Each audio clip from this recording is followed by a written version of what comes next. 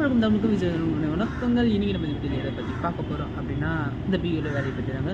So BLO வேலை அப்படின்றது ஈஸின்னு எல்லாம் நினைக்கிறீங்க. ஸோ கொடுத்த சம்பளத்துக்கு தானே இவங்க வேலை பார்க்குறாங்க அப்படின்றீங்க. பட் சம்பளம்ன்றத புது சேவைன்னே சொல்லலாம். ஏன்னா நடக்கிற சம்பவம் அந்தமாரி இருக்குது.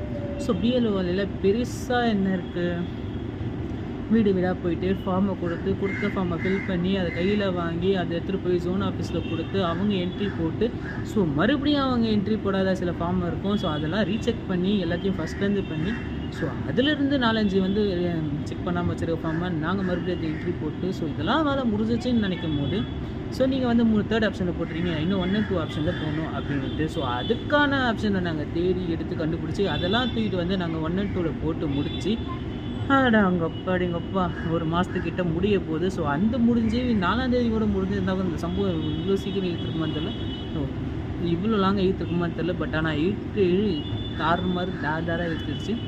ஸோ சோகத்தில் மூழ்கி வந்த எனக்கு அந்த வேலையை பார்க்குறது எவ்வளோ டஃப்ன்றது புரிந்ததால்